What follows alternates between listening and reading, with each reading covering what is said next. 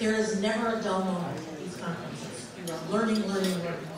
And we're very honored that Dr. Maja Mataric is here. And I'm MIT PhD, if I'm not mistaken. And she is the associate dean or the dean? Right. No, not the dean, no. No, never the dean. Never the dean. She's amazing. She has every possible credential and accolade, and she is a leader in the field of socially assisted robots, not to mention robotics in general. And I've met many people around the world, around the country, all of whom know her or are trained by her. And we are very, very fortunate to have her here today to talk to us about socially assisted robots. And she's done a number of trials here at Rancho already. Very promising, interesting results. And without further ado, Dr. Maja Mataric.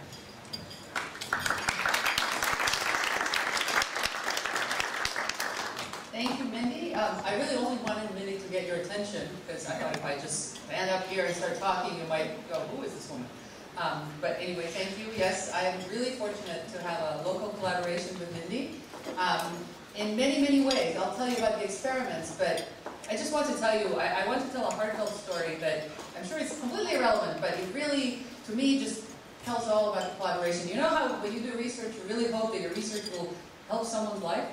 Well, our research helped someone's life just 3 weeks ago or so when we got a call on a Saturday that, so my husband and I are both faculty at USC, and one of his best students, who was a champion triathlete in the state of California, who was graduating this semester with her PhD, had been crushed by a car from the waist down because, of course, no one in LA can drive when it rains an eighth of an inch. And so the poor woman was just, she wasn't even driving or riding her bike, she was crushed. And she was teleported to some local place because, you know, to save her life, all of this. Anyway, basically it was very clear that she probably would never walk again, she would certainly never have children again, all of this stuff. And so somebody said, Maja, come on, you have connections with Rancho. So I said, well, I know Mindy.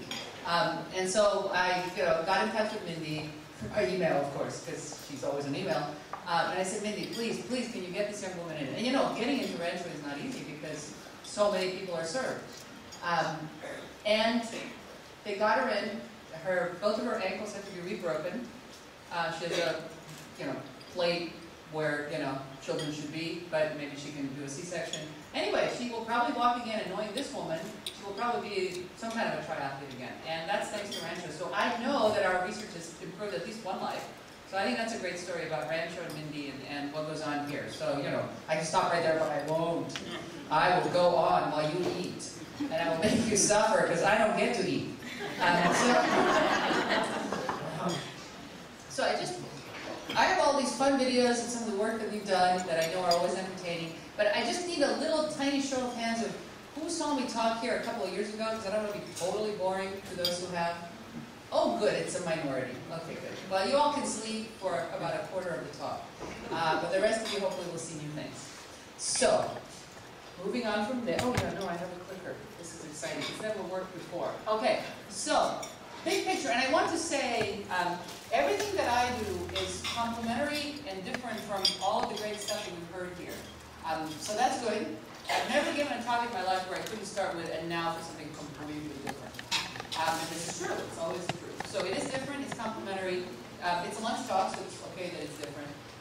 But I think in many ways it ties in very well, because a lot of what we talk about right now is helping people through rehab in a special context and then somehow sending them home. And what I want to tell you about is behavior change and what happens once you're, quote, done. So, these are the best of times, right? We know more than ever, we can treat more health problems than ever, right? Except, of course, that we live badly and create new problems. So all of the things associated with weight, and then stroke, and so on. Stress, pollution, isolation, depression. It's not so great. And the population demographics are not helping, right? We're all aware that, at least in the developed world, everyone's getting older, the birth rates are down, not enough care, not enough labor to help everyone. So there's what I like to refer to as the care gap. So how do we bridge this care gap? And this is a slide that I've had for at least 8 years, and the numbers just keep getting worse. And they're not even all updated, but at least I update the stroke. And I've had to change it 3 times in the last 5 years, significantly. So the numbers are terrible. There's a tremendous need across the age span. And so everything I talk about really will go across the age span. I will not focus on a particular population or a particular age. And that's because fundamentally what I want to talk about is people and human nature, what keeps us from getting better once we're out of formal care. And so, real people, real problems. The gap in what care we can provide is vast and it's growing. And everything that we're doing, especially in technology, is attempting to bridge that gap. But it's outpacing us in some sense. And in general, in medicine, we have focused on fixing the problem. This is not a new point. Lots of people have said this before. I came around to as a technologist to this later, but that's okay. But really, we're after a quick fix. The quicker the better, you know, because insurance is so limited, most people don't have it, hospitals are overloaded. If you don't know Mindy, of course, you can't even get the kid in after she's been crushed. That's a fact, right? So the quicker the better. Get them in, get them out. Except then, of course, there are incredible rates of permanent disability because you can't fix things quickly.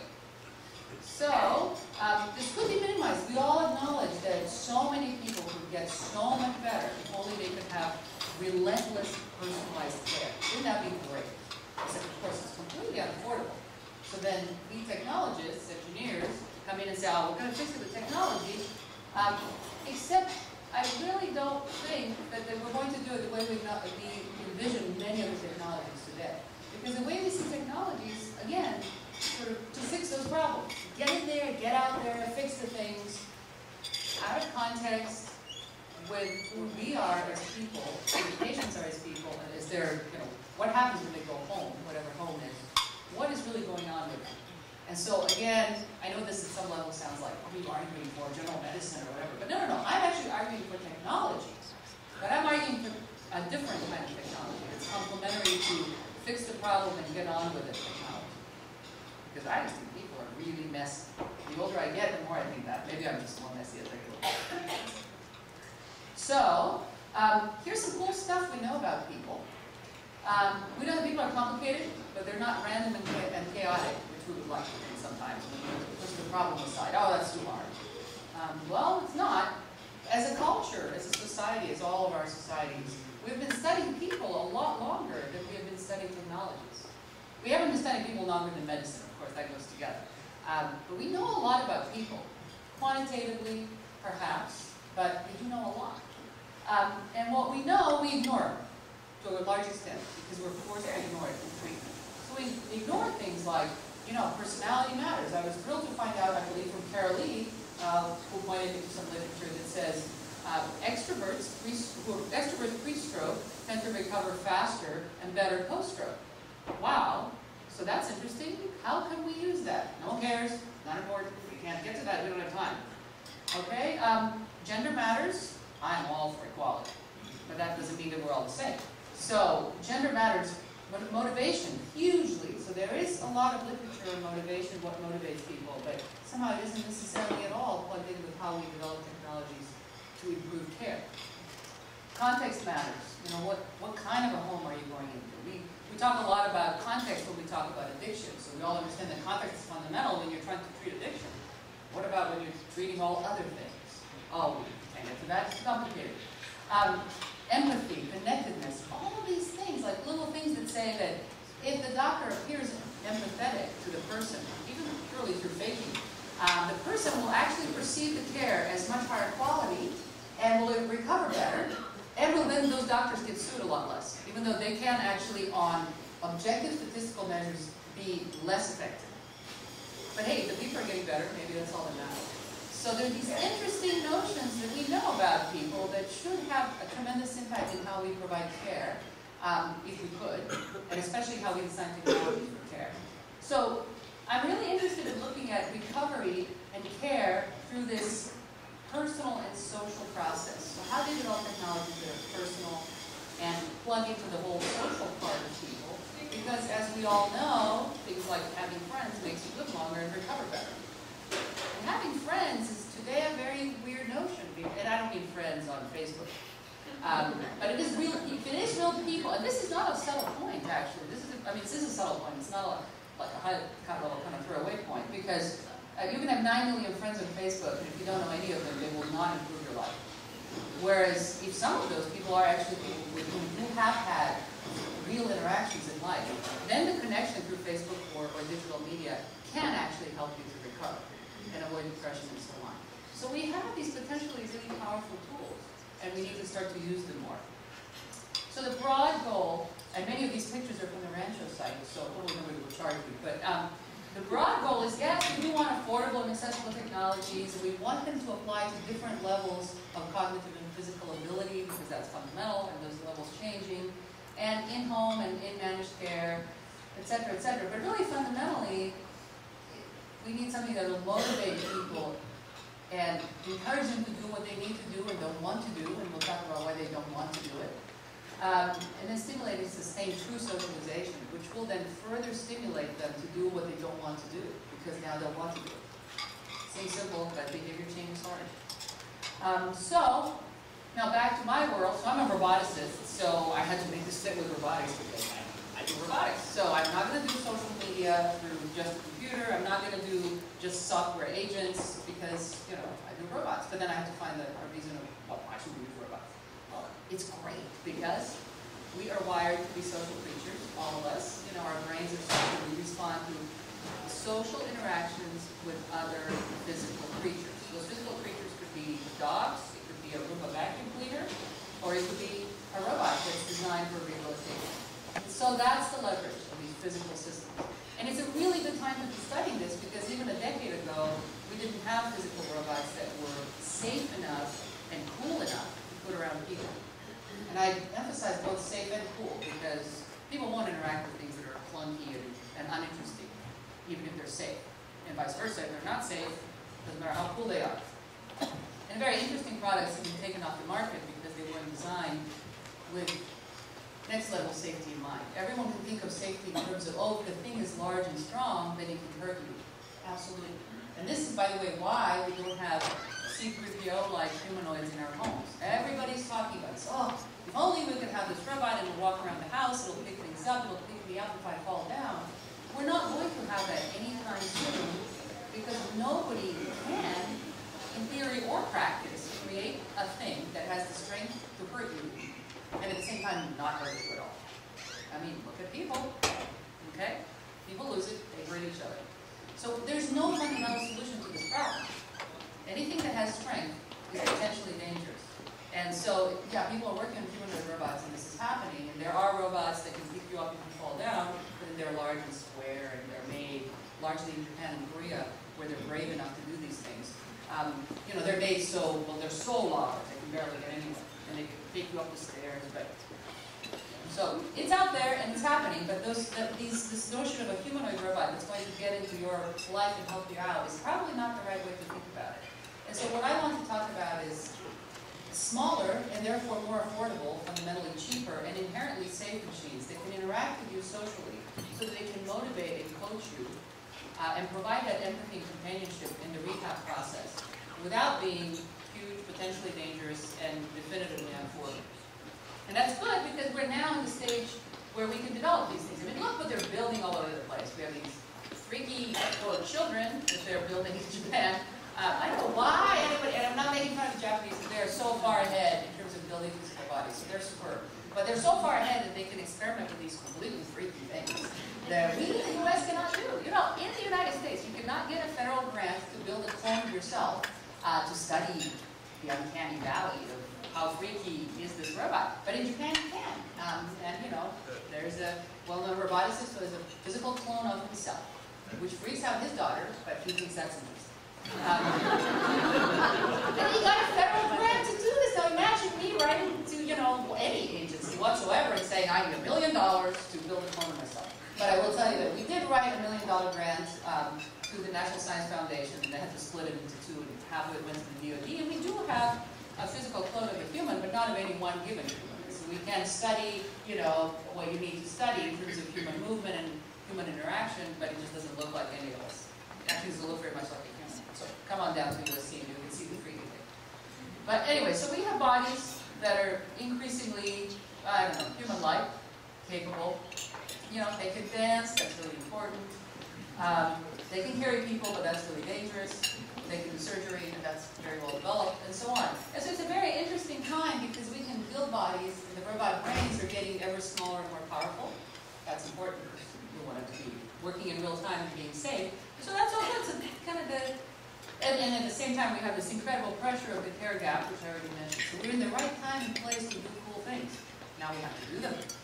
And they're not the first to come to mind. So I have this vision that I've had for now almost a decade, and it's good, it's still the same vision, I'm consistent, that how great would it be to have these robots that could be coaches and therapists, cognitive and or physical and or social, that are enjoyable to interact with, that are not embarrassing to interact with, because people are embarrassed when they have disabilities to interact with others. Tirelessly devoted, can get human help when needed, but supplement human help. And you know, we've had all sorts of visions of these, from intelligent wheelchairs that people are developing to physical humanoid, maybe not this large, robots that you can exercise with. And then I will get to the point of why these are robots and not computers, because that's also important, because we will and do have smart computers. Imagine that we have these caregivers that take care of us and detect early signs of problems.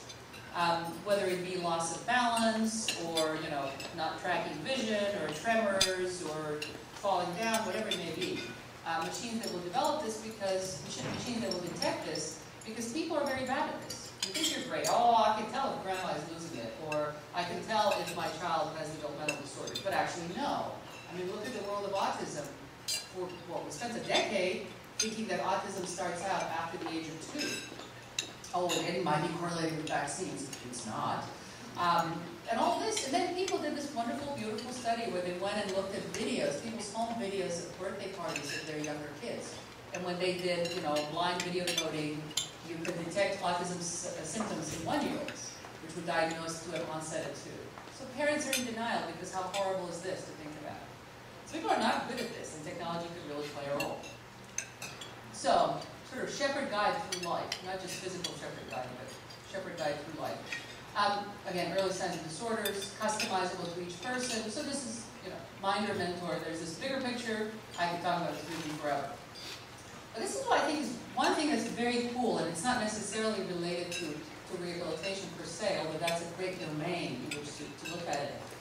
The notion that aside from creating technologies that will allow us to help people, which is, of course, the ultimate great thing. We want to create systems that will help people improve quality of life, improve health outcomes. We can also study what makes people tick. And that's a really interesting problem because so far, when we think about, you know, how, so for example, you can imagine studying motor control by developing robotics and attaching robot parts to people and studying torques and so on, and that's wonderful, and that's developed. What isn't developed is understanding human motivation and human social behavior and human drive in the process of recovery. We can do that by putting people and machines together in very careful experiments. So in certain populations in particular, we can have interesting interactions between machines and people in ways that people do not interact with other people. So I like to think of interesting technologies as really kind of like a functional MRI. You know, how can you find out what's going on in the brain without opening up the brain and probing it, which people don't like? Well, functional MRI, what a great tool. So you could have sort of the equivalent of a functional MRI through human-machine interaction. And if that interaction is happening with the relevant population, with a person who is in the process of rehabilitation, you can learn a great deal about not just that person alone, but about the rehabilitation process, what does and doesn't work, and how they might help others. So I found this fascinating. So we defined this field back at I-Core 04. We call it Social Assistive Robotics. And my student, David Feilsheimer, who's now graduated, thankfully, since 04. Yes, he has. He's a postdoc at Yale now. Good for him. It took a very long time, almost a decade. But he did define a field, so kudos to him. It's now stuck, and you see these keywords now, you know, in journal special issues and in conference sessions. And yay, we have named something. But it is important why we named it this, because we're all familiar with the field of assistive robotics and rehabilitation robotics. And usually it's hands-on, physical, human-machine interaction. And that's a great thing. That's absolutely necessary. Unfortunately, most of those machines today are not affordable to individuals, and they're not inherently safe for all the good reasons that they are the way they are. And I think it's wonderful. Every time I see a Locomat or anything like that, I think it's great. You know, tears me up literally. So that's great, but then what? You send them home, right? Quick fix. 2 hours a week of rehab at best. Now what? And so we need to think about this other side, and that's the notion of social assistive robotics. So now you have to walk on your own. There's nothing to hold you up. And it's really, really demoralizing, and it's really depressing, and you can't do it, and you can't really do it around family because they have to go on with their lives, and they don't really want to see you, and you don't want to fail, and so on. That whole complexity, how do we get to that? How do we motivate? How do we enhance? So we've been working with robots now for 10 years. We have various robots in the wild.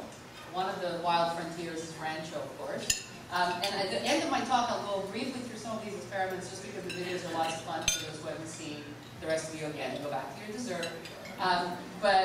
You know, we've worked in stroke, post-surgery recovery, children with autism, all the way to elderly with Alzheimer's. So you can say, have you no focus? You know, you're all over the place. How could you possibly be helping, you know, along any of these fronts at the same time? But the reason that we can, or hope that we can, is because ultimately, in all of these cases, it's about people and getting people to do what's really, really hard for them, and I don't mean physically. So getting a child with autism to look in the eyes of another person is at some level equally difficult to getting a person post-stroke to use their stroke-affected limb when it's really depressing and stigmatizing compared to using their other limb and just, you know, quote unquote, moving on with their lives. It's the same. How do we help these people?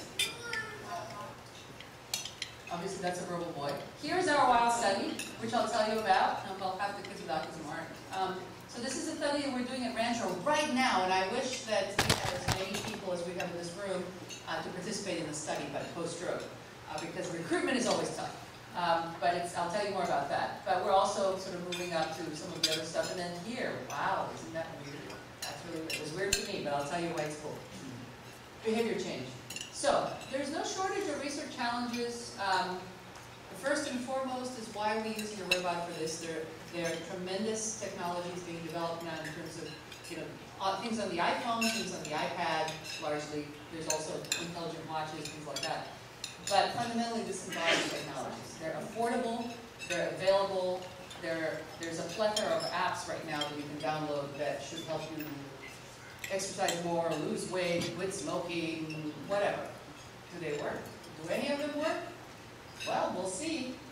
But the point is, there's still a hook out there that I mentioned at the beginning about this, the way we're wired. We're wired as social creatures, and that wiring does not light up, to use a completely crude term.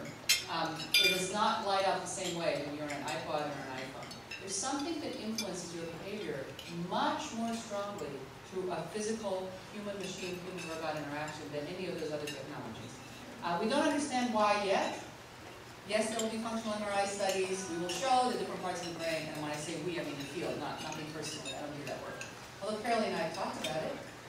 So we'll get to it eventually. It's really hard, right? Because you can't put a robot in a functional MRI. And showing people videos of a robot is not the same. It's much closer to showing them something on the computer. So it's hard to test these things.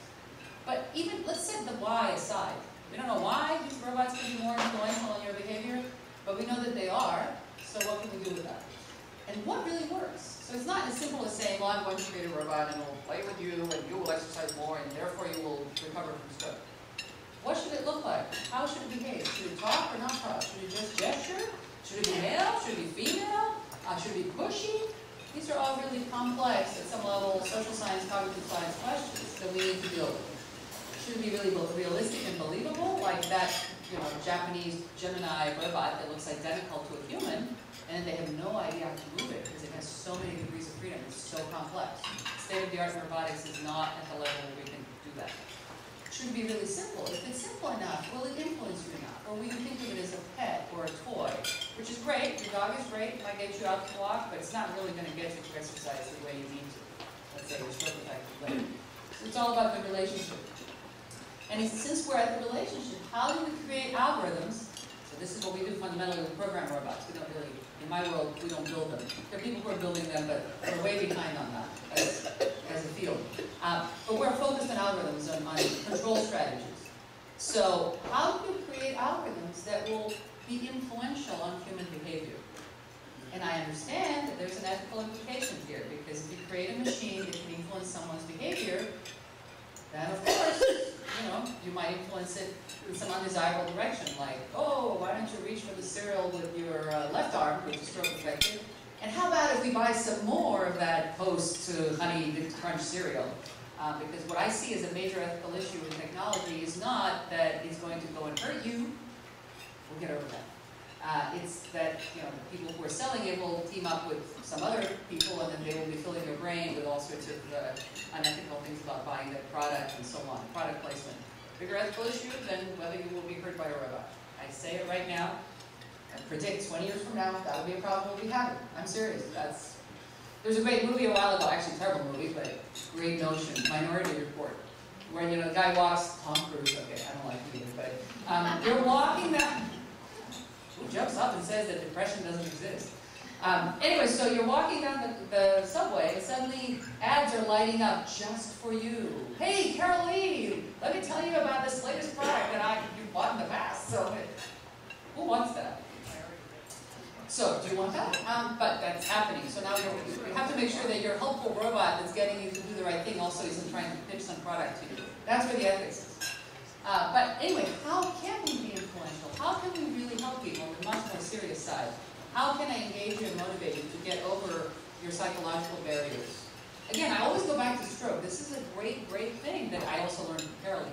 The fact that when you've suffered a stroke, fundamentally, if you survive, you have two choices. You could be depressed, or you could be disabled. Those are your choices. If you are disabled, that means you're using your stroke unaffected limb, and you're moving on with your life. You go back to your job, to your family. You don't look weird. Your disability is much less. But you're permanently disabled. Or you can exercise and use your limb and try to get to some level of former function, and that's extremely visible and extremely embarrassing and hard and depressing, and so you'll be depressed. So to me, this is the driver. Depression, disability, those are your choices. And that's not really that different from the other areas outside of stroke. So very compelling. How do you make people do what they don't want to do? And people are not good at doing that for other people, so why do we think machines can do it? Well, we hope because there's nothing else. And then will it last? So we and others have some really promising results, and this is what Mindy sort of alluded to, and it's fabulous, right? We have people with stroke patients who participated in either one of or multi-week studies, and yes, they exercise longer. We had old people exercising, and they exercise much better. They love the robots, and I'll show you videos. But will it last? And no one really knows, because no one's really done a multi-month and really a multi-year study. And that's the kind of technology that we're looking for, things that you can take home and will really help you. And no, I don't want to talk about how, well, what if it breaks? Warranties, people, warranties. You buy 6 of them, if you can afford it. So that's not interesting. The stuff that's interesting is, will it remain compelling to you? Because again, half the marriages break up. So we're really hard to please. People are tough. But how can we, what technologies will remain motivating? But there's a lot of reasons to believe that we can be effective. So, here's some stuff that we learned. I promise that the cool stuff is at the end, but I'm worried about being redundant with folks who've seen this before. So things we've learned.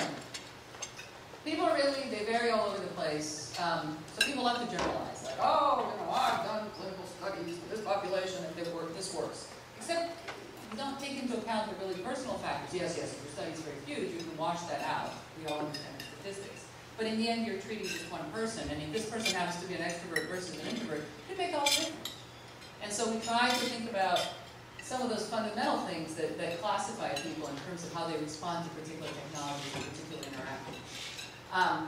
Personality is huge. We found personality effects to be huge, and I'll tell you specific examples.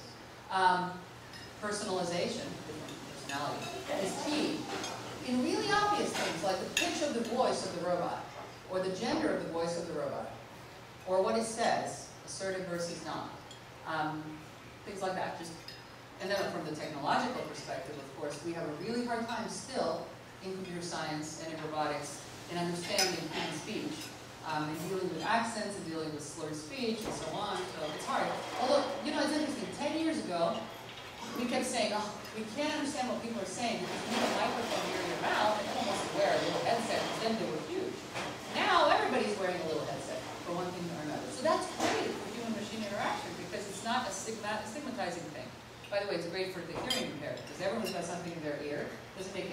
different. So technologies are moving so quickly that we can benefit from this. People are not hard to engage. So the common stigma is people don't want technologies. Technologies are hard and dehumanizing and we don't have time for that. Not true. People actually are quite easy. I find that people are easy in terms of engaging with technology. Now you could argue, well, of course, we are working with people who agree to participate in our studies. So yes, that's true, that is a select group, but it's a pretty large group by now. And so I think in general, people are not that hard to engage. What's hard is to keep it working. And fundamentally to make them change their behavior. I'll show you later some wonderful videos of, again, we've worked with many people, but this one was so informative. And it's a long-term study participant of Carolee's, who basically, she showed us all we needed to learn by watching her interact with our robots. She was really into it. She loved interacting with the robots. She did everything except the exercise that the robot was telling her to do. This woman, she played for hours. I mean, I'm telling you, hours. She walked outside with the robot. She walked outside. True story. She walked into the parking lot in front of Carolee's building. I almost had a heart attack. I was being told this over the phone. God damn, I have a robot in the parking lot. They're driving cars. This is expensive. So she loved it. Was not compliant at all. So this whole notion of adherence, compliance, big deal within IH, right? How do we increase that? How do we increase it? But turns out personality is all. With her, it's all about making her think that she's making the robot fail or that she's cheating and tricking the robot. That's what works for her. We had some other people, they were incredibly compliant. I mean, a little too much so, in fact. It was sort of like, are you having any fun at all? You know the guy I'm talking about. So, but that's a lot about personality. And so, key factors, so things that we've been figuring out. But fundamentally getting them, so for example, I think she would be a very good person in terms of interacting with technologies because she has this hook where she's interested. She's inherently motivated to play.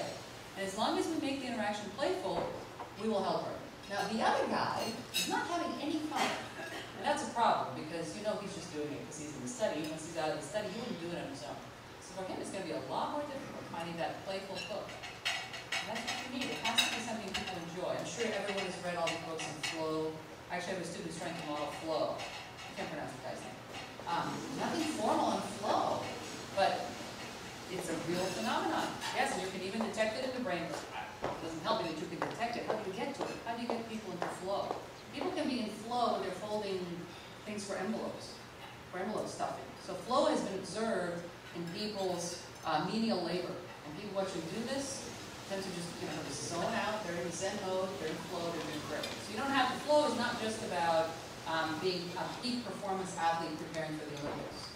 No, flow is everywhere. In fact, if you read Zen literature, it says, you should enjoy everything you do. It should all be flow. Well, a little bit of a high bar for your average human. But how do we design rehab exercises that are for specific people that will get them closer to this? So that's the kind of stuff we're after. People get bored, demoralized. My favorite of all is cheating and lying. So this is great. This is the other thing we learn from real people. And again, learn from observing real people with human therapists. So our patients we work with will try and cheat. The robot will say, reach for this button, and they'll reach for the button that's closer. And we tell them, no, that's the wrong button. Well, the robot tells them that's the wrong button, and then they get all this, how does it know? Wow, this is so great. So then they get excited, and they're actually, then they're a little better for a while. Then they try to cheat again. And we thought, okay, and this goes back to our early studies, but they still cheat. In the Rancho study, they cheat. And so we thought, oh my gosh, well, it's the robots, right? We need to create better robots. But then we talked to actual physical therapists and occupational therapists, and they said, oh yeah, they took it from me. I'm standing right there. So, but why do people do that? Again, it's not because they think, oh, I'm going to get away with this. I mean, they're desperate. At some level, they're desperate. They just want to make some progress. They just want to get through it and get some praise. So let's give them some praise. Except, it depends who you're giving praise to. If you're giving a lot of praise to an extrovert, they won't really go for that. So, for them, it's a mixture of challenge. And the other major lesson I learned from Carolee, she didn't pay me to keep turning to her, but I learned a lot from her, what can I say? Is this thing about keeping people driven enough. So they have to be challenged enough. They can't be comfortable. And that comfort zone for each individual person, which is so carefully calibrated by the OTPT, how do we do that automatically? Because again, I love OTPTs, but they're only available for, a couple of hours a week? And for some set number of weeks. So that's what my model is. If I can recreate that, They come in one day and they love the robot and it's all great. But you know why? Because their granddaughter actually emailed them. And then the next time, they're just grumpy because, you know, their back hurts again, but this time they didn't have some other extrinsic factor that made them happy. So we can take advantage of all of these things in technology in a way that, I'm sorry to say, people really can't. Because when you're seeing your physical therapist, human physical therapist, you know, they're seeing, well, I don't know how many, 40 people at the same day, or 20. They're busy, they're tired, and they have their own lives and their own personalities. And the robots do not. They're not allowed to have their lives or anything. They have the personalities we give them, and they have a different personality for each patient if needed. So again, that's the potential, that's the power that we can harness. So fruitful directions, establishing common ground between the robot and the person. So you might find this really bizarre, like what common ground could you possibly have with a robot? Except when I actually put you across from a robot, you will suddenly just, you know, kind of get into an interaction, suspend disbelief, and the robot can talk to you about things, and you won't mind that this robot actually couldn't possibly know about the Lakers or the weather, and it becomes funny. And so I'll show you some videos of this kind of thing. So common ground, jokes, music. Adapting to the performance, okay, we talked about that. Utilizing personality, I know I'm saying this a lot, but it's so fundamental. And then I'm a great believer in wearable sensing in combination with natural one-on-one vision-based or other sensing. Right now that's kind of crude, so what we do is we put wearable sensors on people for very special contexts. And then if they're interacting with a robot or a computer, well, there's a camera, and you assume that's enough. And that's really problematic because, first of all, people don't want cameras trained on them in normal lives. Like if you're in your house and you're rehabilitating and this robot is there to help you, but it has cameras on you, then now suddenly you worry about what you're wearing, because you're human, and you will, or if you're wearing anything, suddenly you have to wear something, because the robot is looking at you. Even if you love your robot, you still feel like, now I have to be dressed. It's true, there was a study done, a weight loss study, this is over now 8-9 years ago, and they gave people robots, compared them to a notebook method or a computer, and they said, you know, put it anywhere in your house that you want. Well, nobody put it in the bathroom. I mean, it's just a robot, it couldn't even move its head. You wouldn't put it in the bathroom, right? So, I mean, you project a lot, and you will, and that's good. We want to use the projection, but you have to remember. By the way, the robot condition where people lose the most weight and also choose to stay in the study the longest. Now, what happened a year later, I don't know. But the robot itself is coming out as a product. It's called Autumn, and it's a little tabletop robot. And I'm fascinated by these tabletop machines because we don't know how they influence human behavior. We know for larger, sort of more human-like machines. I don't know about these little tabletop things. That's why I'm exploring the furry one, but I'll talk to you about that. Because that would be great. If you really are socially compelled to act in a particular way by a little tabletop thing, then that would be great, because that's affordable. And we can do that and help people on a larger scale. But I don't know if it'll work. But I'm all for wearable sensors, because your robot can't go anywhere. You don't want it to go everywhere. Well, it can go places, but you know, it'll cost more. The more you want it, the farther you want it to go, the more it'll cost. If you want a robot that stays on one floor of your house and can kind of follow you around, and you can close the door on it, which is kind of, it's very doable today, and that's what people are familiar with. Okay, but then once you close the door, you go into another room, it doesn't know what you're doing. And maybe that's better, but maybe that's not. But if you're wearing a couple of sensors, then the robot can still keep track of whether you're using your stroke-affected limb. And later when you see it, it can say, hey, you know, you kind of weren't using your left arm a lot. How about if you use it a little more? Come on, let's do some exercise. Come on, show me the good to do. So it knows, but it doesn't know if you're wearing anything, or it doesn't care. So that's the beauty of wearable sensing. And we're getting there, right? Lots of people have Fitbits and things like that. So it's getting very close. And I think that's going to be a beautiful merger between social technologies that influence your behavior and wearable sensing that tracks information. The trouble is when people think that you could just track information and then dump the data on people and tell them, you need to exercise more, so go. Well, that's what doctors do, and does it work? So we need, and I'm not blaming doctors, but I mean, they only have 3.7 minutes with you, so that's the only time they have. That's just reality. So I gave a talk recently to a robotics company that was looking for a place where they could develop things. So this is from that page, so I'm just going to go really fast. We don't have enough of these robots because in this country, we don't have an atmosphere in which people can develop these kinds of things and thrive as a startup. You know, it's highly risky. There's a lot of fear in the market, technology. That's just how we are. We're technophobic. In Asia, they're not. And so that's going faster there, but they're not strong in software. They're strong in software. It's kind of a balance. So we need small things that won't hurt you, obviously. And they need to be expressive because, by the way, people are super easy to engage with technology, but something has to appear lifelike. So we have done really simple studies where you take basically a robot, you put a hand-tilt camera on it that moves around.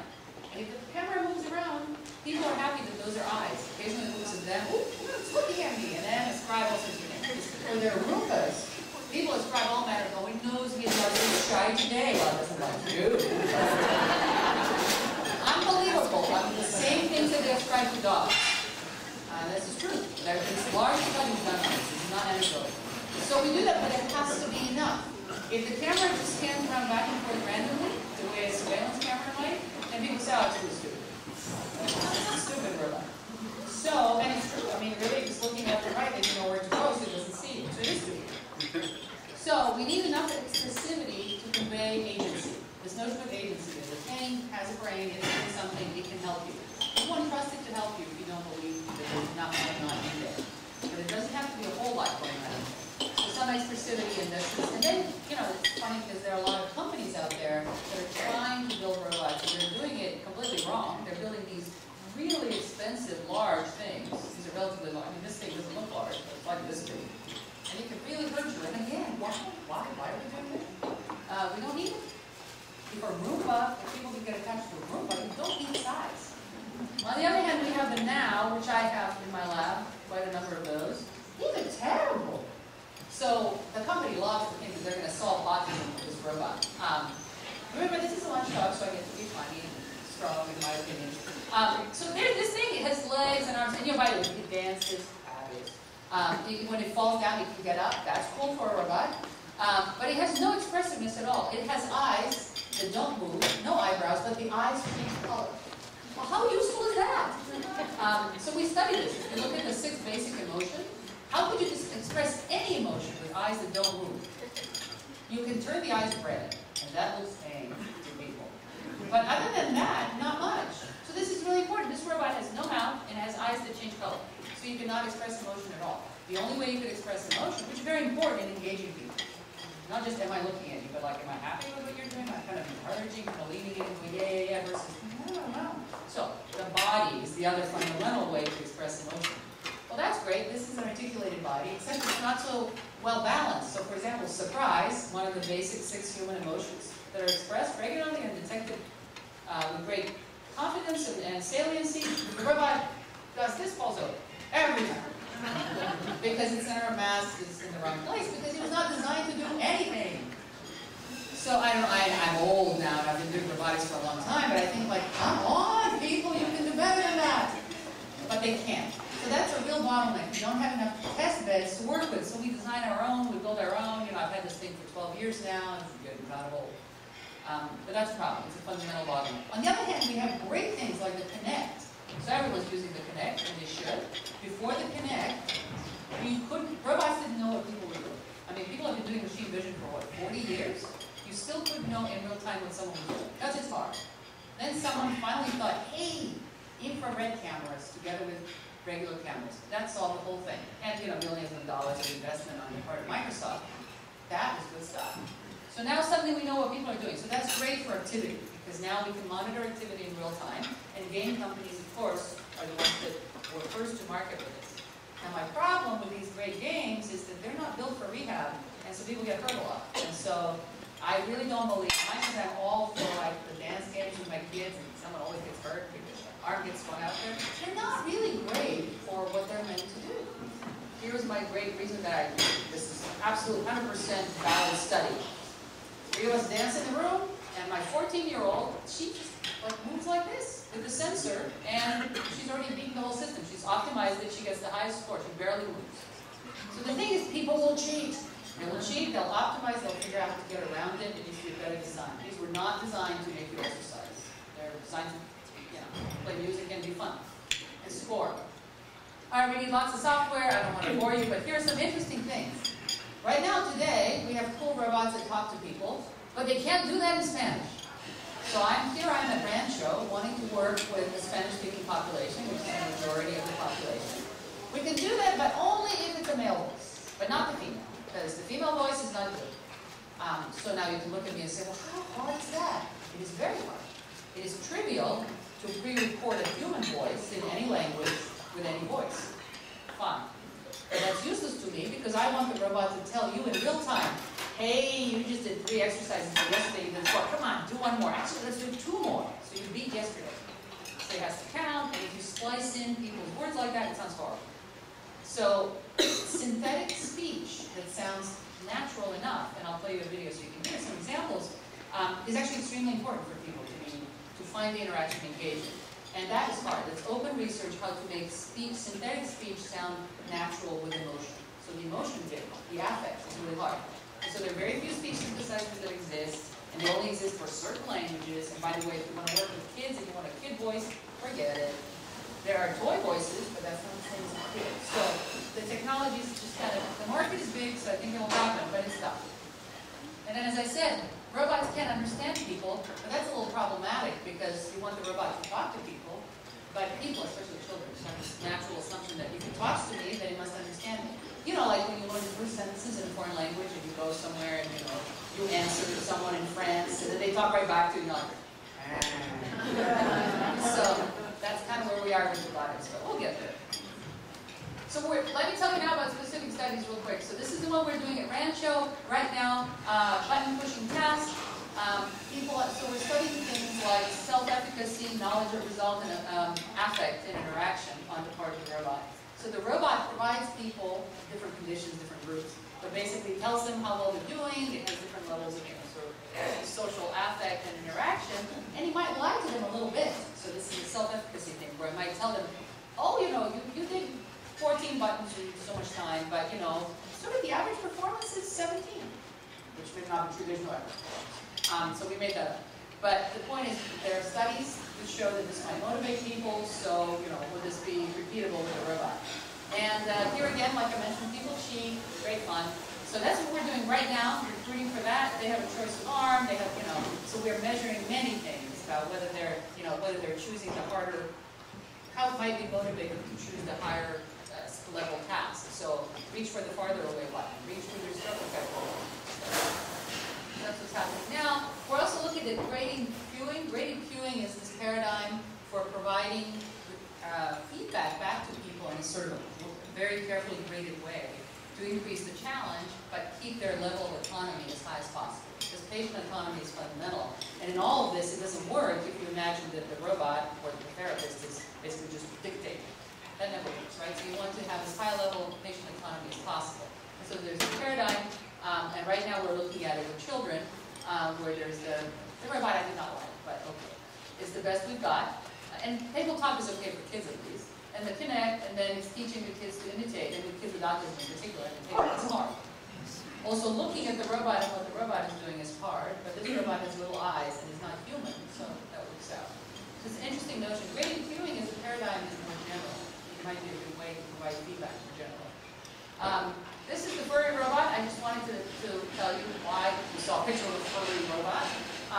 This is built at MIT. I have no love for furry robots. When I saw this, I thought, oh, really? Do we have to use this? It's a big collaboration. But then I came around. I decided, if it's really about motivating the user, and in this case, the users are first-grade kids, we want to set up a team relationship with the kid and the robot, and they're training this robot. It's a dragon, and they're training it. So it's a team, and the outcome depends on, it's a conjunctive task, which means they have to both work really hard and do their best in order to succeed. You can't have one of them. I don't care, you do it. So it's very interesting what motivates first graders. And we decided that, this is how I call it, furry, fat, and flatulent. That's what works for first graders. So this robot it's about this big, and they're cheap to build too. It's about that big, and it's a tabletop thing, and it's furry. Okay, the furry part comes from MIT inherited, but I'm all for it now. Because the beauty of fur is that you can hide the inside of the body. It doesn't matter that inside it's like all these little sticks and motors and stuff. You can't see it. And then it's fat. Well, it's fat by design, but also you get fatter and smaller. Although we have to be very subtle about that. We've actually had the politically correct police actors about this already. Oh, we're saying that that is bad. And I said, the robot is bad or it isn't. It's like people. I'm not saying anything. No. So that was a problem. And then flatulence. Okay, so flatulence is a great reinforcer for first graders. And I don't say that merely to be funny. When I first brought this up, all my colleagues were like, ah, she's crazy. And my students were like, see, she's always nuts. But really, how do you engage first graders? You have to fart. You just have to. And my point is, that's for first graders, and I'm not recommending that for stroke patients, but who's really, really thinking about what works for stroke patients? Are we really thinking about this? And have we tried farting? Because maybe. I don't know. I mean, where's the try? I'll try anything if the robot. I guarantee you, the same way that the robot, when it catches the cheek and it says, hey, you can't push that button, it raises a blip in the user's attention, and they suddenly are much more motivated to exercise. Well, I bet if you farted occasionally, you probably do the same thing. You know, we'll use anything we can get. I just want to make people do the stuff they don't want to do. All right, so we worked with kids with autism. It's been great. I think this is an autism context, so I'm just going to skip that, other than to go back to my original point, which is whether you're looking at developmental disorders, behavioral disorders, or you're looking at physical rehab, ultimately it's the same thing about motivation. Obviously, the causes and everything else is different. But ultimately, you're trying to get people to do things they don't want to do, that are very, very hard for them, physically and emotionally, as well as, well, emotionally and socially, as well as possibly physically. Stroke, this is the area we've been working for a while. So for those who haven't seen this, who hasn't seen this video? This is a good video, so I apologize for half of you who haven't seen it, but it isn't really, it's like our best, so I have to show this. So, you know, sorry. So this is, this is about very early work. This is from like, I want to say 05. So, early work at Health Sciences campus in Carolyn's lab. Robot that's not humanoid or pretty, but it does have that camera that goes back and forth. So people think, ah, it's looking at me. And it is, but actually not through the camera. It's looking through this laser detector right there, and this laser reflective thing on her leg. Now again, this was, you know, many years ago now. The Kinect does all of that for us. And she has to shove magazines into this thing. And the robot is going to, this one doesn't even talk, it just beeps when she actually raises her arm. All it knows is there's a sensor on her, I love wearables, there's a sensor on her arm, and when she puts the thing, in the shelf, it beeps. That's all it does. Okay, so not talking. That's all it does. So let's see what happens, and then I'll tell you. And you still learn so much from this, so I just have to show you. Where's the video? Where's sound? Yes, sound. Where's the great guy? Oh, there he is. So my sound was on track.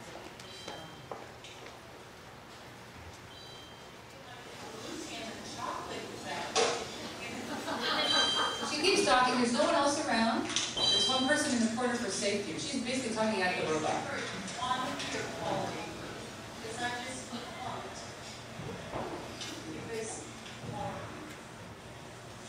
So what happened? This is the best part. So she's finished. So now what happens? So look at the bleed on her face. So this was a big lesson, right? I mean, two things. Yes, people cheat, but it is so reinforcing to her to have cheated. So we gotta use that somehow. Remember, we're all about motivation. So now here's another. This is a different robot, but really it's the same robot. But this one talks. Same task. Okay, so, you know, just later in the session, let's see what happens. How about we do a fun activity where I'm the robot and you're the librarian and you put the books in?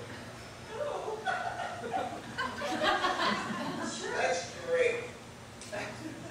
Cheating!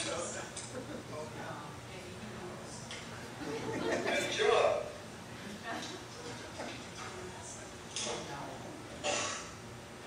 Try to cheat again?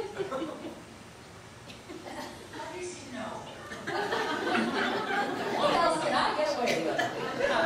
So we really just did a crude thing. We put a little weight. I always love to do this as a quiz for the audience, but you're just eating, so your blood is in your stomach. So we just put a little scale right under there, and basically, and this is what we've done repeatedly. The simplest sensor. You can do all sorts of complicated things like the glove to tell if they're, you know, contacting the thing, or the weight sensor. No. All you need is to know the weight in the shelf.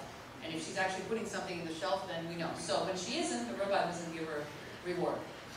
But then, for her, it's intrinsically rewarding now to figure out what works, what doesn't, how can I trick it, why does it know, how does it know? So that's good to know about her personality. It must be added also that she's a teacher. So I love that juxtaposition of, I'm sure most of her days at work are spent by saying, don't cheat. So then she gets to cheat. That's very rewarding. But again, back to this rewarding bit, what really works for people. So here's more of a today's scenario, but this was, I have to admit, this was done by, well, it'll be obvious, this was done by professional filmmakers, so it's a little glitzier than real, so just please keep that in mind. And I apologize for all the branding, but that's what pros do, they brand.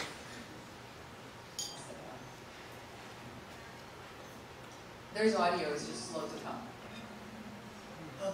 By the way, has anybody seen the movie Robot and Frame? You guys should see that. That's a really... I showed a clip of it this morning and said you would follow up. Oh, I'm sorry. No, it's okay. I was enrolling kids in YMCA camp. Had to be today, in person. All right, blah, blah, blah. Oh, no! What? Oh, no. I'm sorry. Can you click on it again? I apologize profusely. Click on that. Yeah. Oh, good. No. Darn it. I thought it was going to just stop where it was and go. I will put the... Yeah, don't touch it. Anyway. So first of all, this is the robot that we're using for all of our studies. So it's really the physical test bed, although you'll notice some funny things about it. Look at how it's dressed. But this is really the context. That this is sort of what, this is what we're aiming for. This is how we would like these technologies used very, very soon. This is very much within reach. Venture capital notwithstanding, and I'm not starting from this.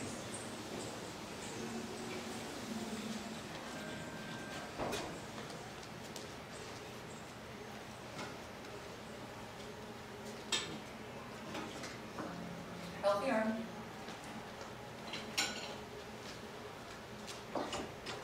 So reaching for the cereal, a task that Carol told me about.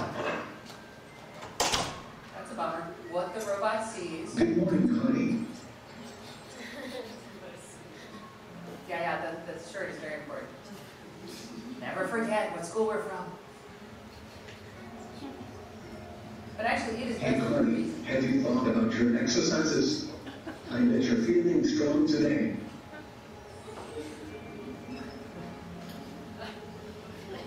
But I always say she's eating an apple, that's healthy. And she has a beautiful house.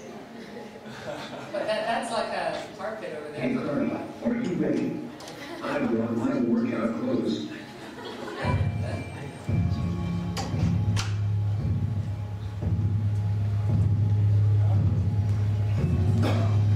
So the robot actually has access to her GSR, so you can tell changes in emotion.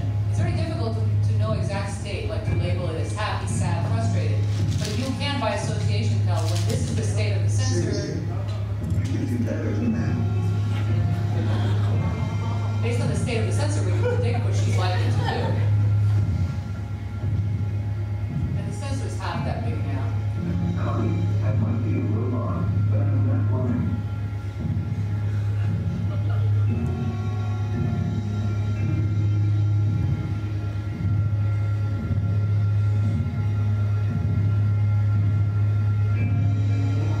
Yeah, no touching.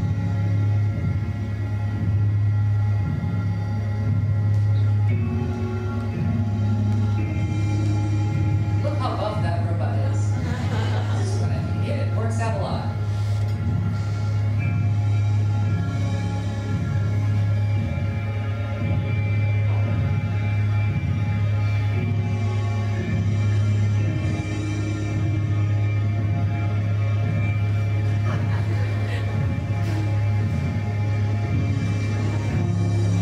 So, it's a little overblown and heavy-handed, but really, in real life, who is going to be there for Connie to make her grab the cereal and eat it with her right hand, which is the stroke-affected hand and arm? That's really what we're after. That's the part, big picture, that we're missing. So that's where technologies are not going. And by the way, no, if the phone beeps or the iPad smiles at her and says, use your right arm, it won't work. That's really what we're after. Also with elder care, I just want to do a myth-busting thing because I'm so tired of this. So the reporters love to say that old people don't like robots. And I know we're here about rehab, but by the way, aging with disability, right? I mean, people are going to get old if they survive. You'd like them to survive. So do old people interact with these technologies? It is a complete myth, unsupported by any data, that old people don't like robots. Robots are scary to old people. They're cold and dehumanizing. They're technologically complex. People don't like them. This is not true. This is like old people not liking to get on the internet. That's not true. We know it's not true. So, what old people don't like is cameras trained on them, because really, the older you get, the less you like that.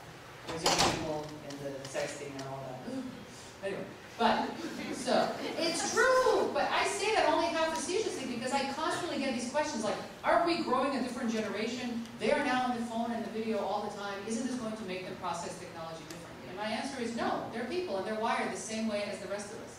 And as they get older and more disabled, they're going to be just like the rest of us. So that's my big pitch. But elderly people in all the studies that have been done, not just ours, various studies, readily engage with robots. They respond by smiling, petting the robots, hugging the robots, talking to them, showing reduced stress, and importantly, increased socialization with other people. So as always, these technologies are not meant to be isolated. They're meant to bring other people together. So people have done these studies, put these robots, not us, have put robots in elder care homes, measured stress hormone levels in the urine, all sorts of stuff, and found they love them. Now, can you actually make them useful? And so that's, we've done several studies. We did a study, first of all, comparing robots and computers, because that's sort of the big question is, well, why robots? They're expensive, blah, blah, blah. And we found that in a lot of studies when we basically, in a lot of cases when we compared computer interface versus robot, that we got people downright to reject looking at the computer and just say, it's a TV, I have enough TVs. So that's interesting, right? It's not that they don't know that it's a computer. They're just like, I'm not interested, but the robot is inherently interesting. Kind of like to kids. It's reinforcing because it's another entity. So that's good, so we can leverage that. We also found, interestingly, that people actually like to applicate authority to the robot if it seems authoritative enough. So we did an exercise study. This is a long one, 70 people, 5 sessions each, big stuff. And we found that actually they gave enough, they projected enough authority to the robot where they would let it choose which exercises to do for them.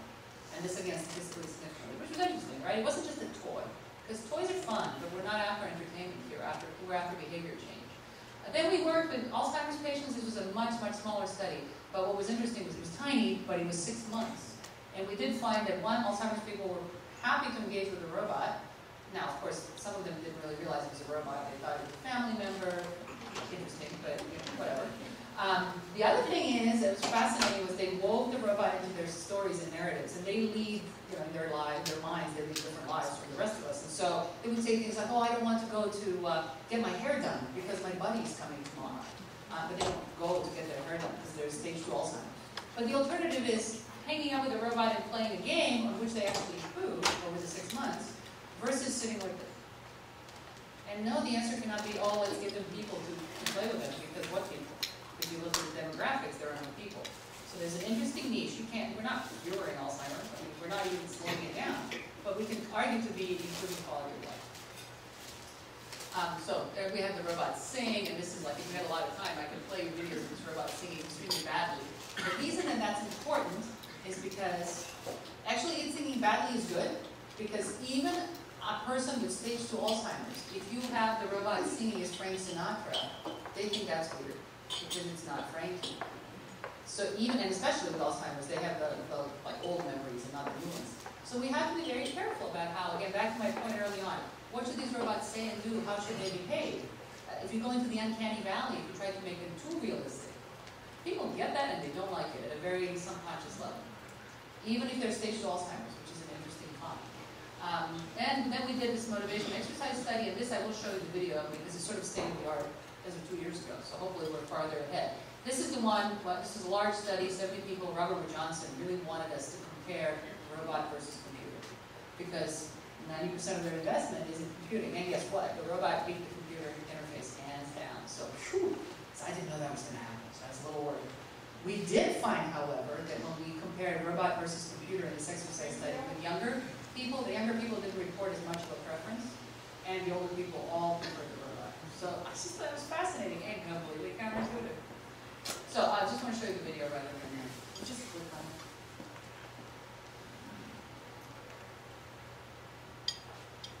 We call it a pilot, even though we almost died doing 70 people, 5 sessions. I think you've got the hang of it. Now let's begin. Just follow me. And remember that you can take a break at any time. Here we go. That's a synthetic voice. Pretty good, right? Nice job. Super. Excellent.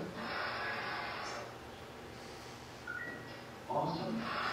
This is before the connect. Lower your left hand a little bit. Yeah, so the whole point is that it gives true feedback, not just praise. Nice. You've successfully done 10 exercise gestures. Keep up the good work. See if you want to give Let's actual continue. numbers. So that's why it can't be pre-recorded, because you have to say many different Let's things. try it. Move your arms. Show me what to do. We spliced out the name. So here, this is the switch now. The person shows exercises and the robot indicates. And people love this. They love to have some control. It's an important feature of human nature. Exercise.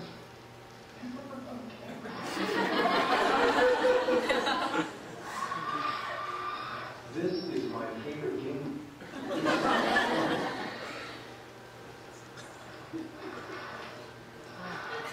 The people are using a Wii controller because we're not detecting what they say, so they're using the controller to change the game.